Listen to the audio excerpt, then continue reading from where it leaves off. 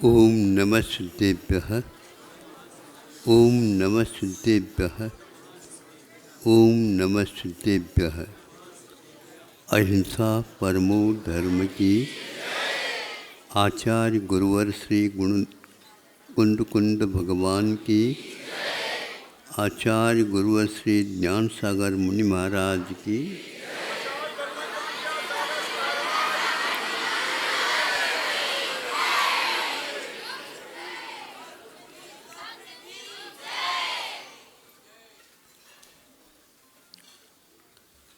वैसे यह एक पोल है,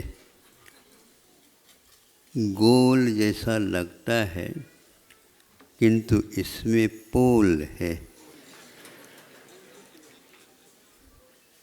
लेकिन इस पोल का चमत्कार अपने आप में बहुत बड़ा है।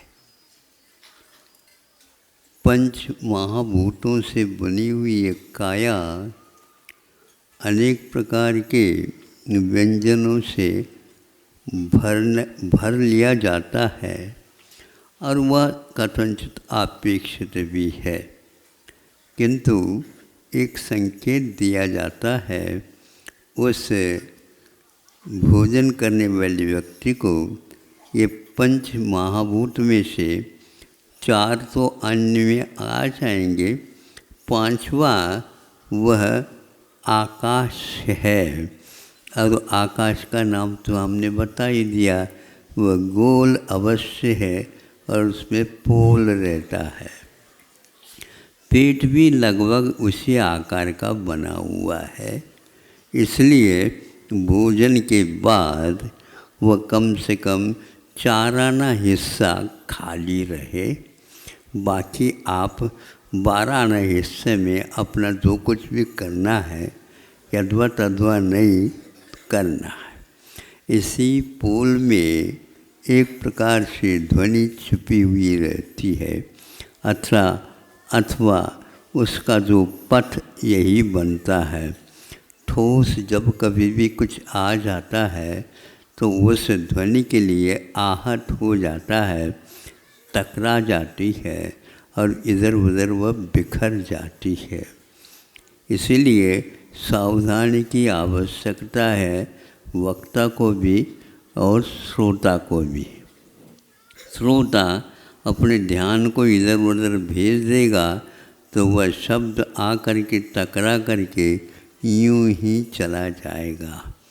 इसलिए वक्ता को भी बहुत सोचना पड़ता है कि कौन से शब्द का चयन किस प्रसंग में करें। अभी आपके सामने हिंदी के प्रौढ़ विद्वान कुछ वक्तव्य रखें। वह वक्तव्य क्या, एक प्रकार से लयबद्धता के साथ एक भाव अभिव्यक्ति थी। इतना अवश्य है कि कविता बनती तो है, शब्दों से बनती है, एक गलत धारणा है। शब्दों के माध्यम से कविता के भाव अवश्य ही व्यक्त होते हैं। जब वह कविता आ जाती है तो शब्दों का एकमात्र पुरुषार्थ उसमें रहता है, लेकिन जैसे ही शब्दों में वह अभिव्यक्त होता है उसमें यदि अर्थ रहता है तो वह कविता में एक प्रकार से लय आ जाता है, अन्यथा शब्दों का प्रलय हो जाता है।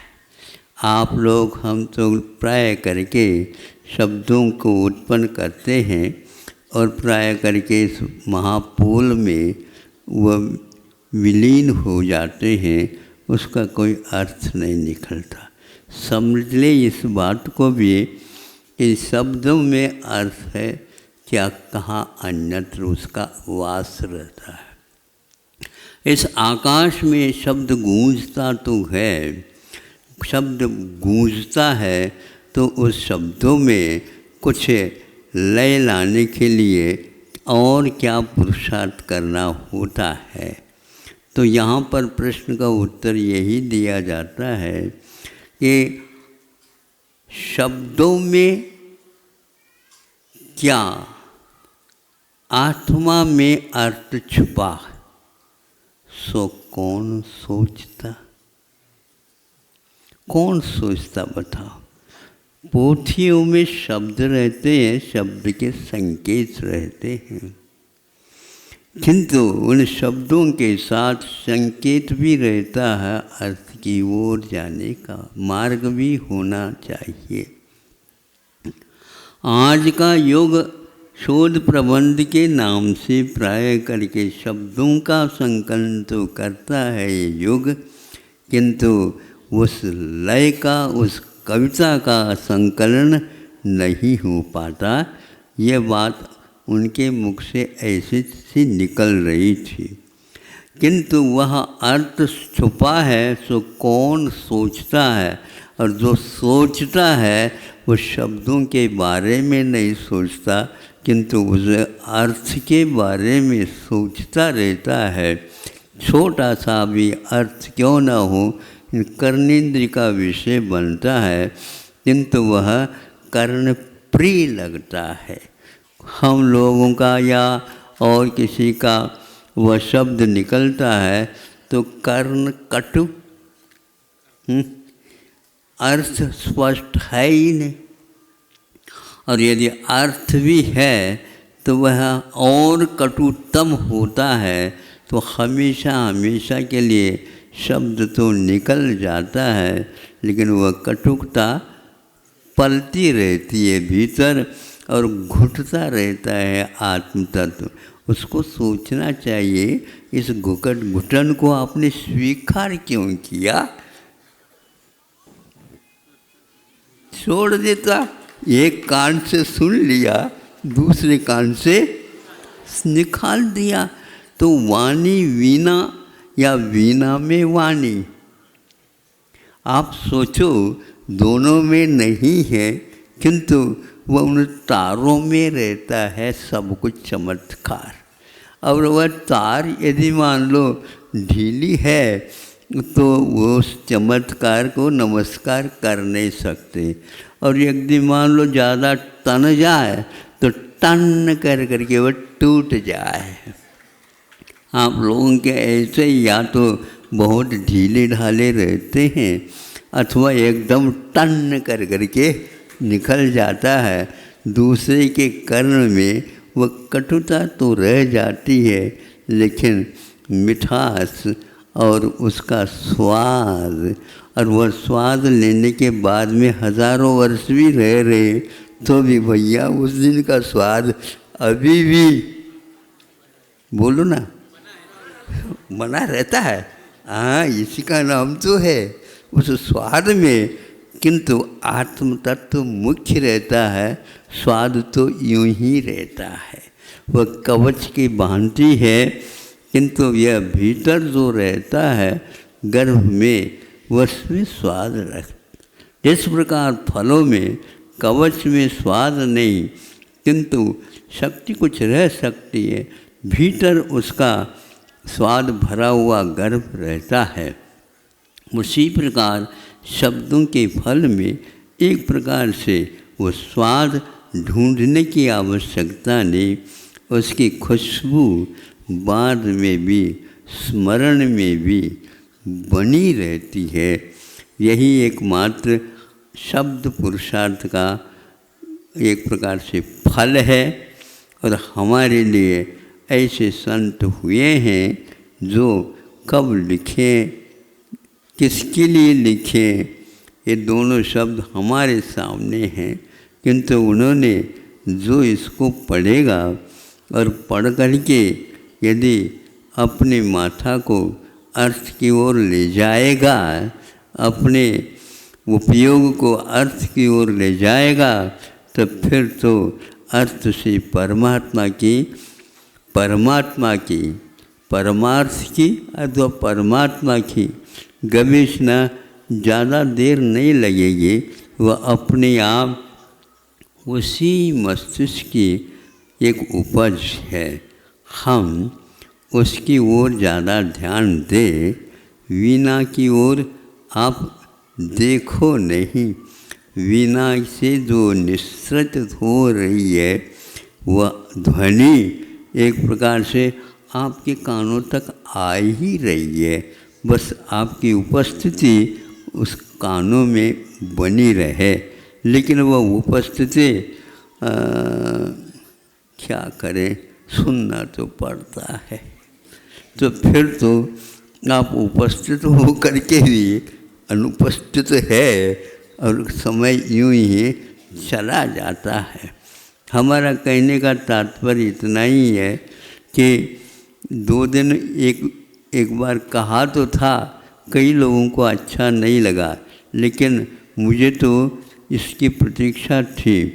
ये जो प्रतिदिन आप एक व्यक्ति के मुख से सुनते हैं, पहले बहुत ज़ोर से बोलते थे, हमारे कहने से उन्होंने अपनी गति को परिवर्तित कर दिया है और आज ऐसा लग रहा था कि वो वही व्यक्ति है क्या दूसरा और स्थान पर नियुक्त है। सेल्स उतने ही लग रहे हैं ऐसा नहीं, बहुत कुछ कटौती हो गई है, लेकिन फिर भी उसमें एक प्रकार से लय आने से ज़्यादा भगा दिया तो उसमें लय नहीं आएगा, किंतु पैरों के शक्ति जो है उसका प्रलय हो जाता है।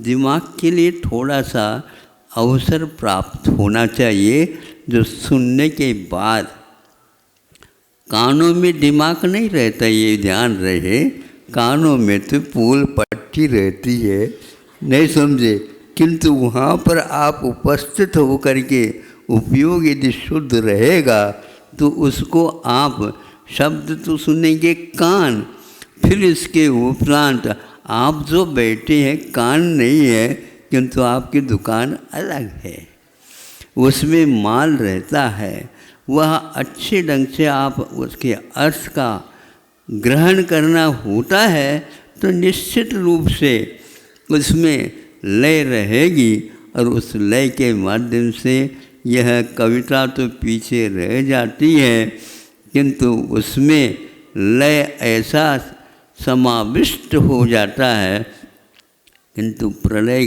काल भी आ जाए तो उसमें भी वह लय हमेशा हमेशा बना रहता है।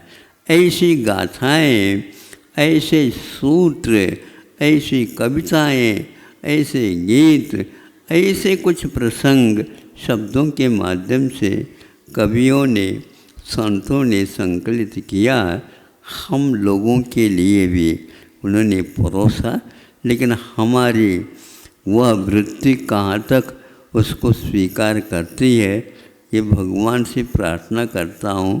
भगवान मुझे और कुछ नहीं चाहिए, संतों के द्वारा जो लिखा हुआ है, जो बजाया गया है, वह लय भर हमारे कानों में गूंजता रहे और उसके द्वारा हमारा भी कल्याण हो जाए। अहिंसा परमो धर्म।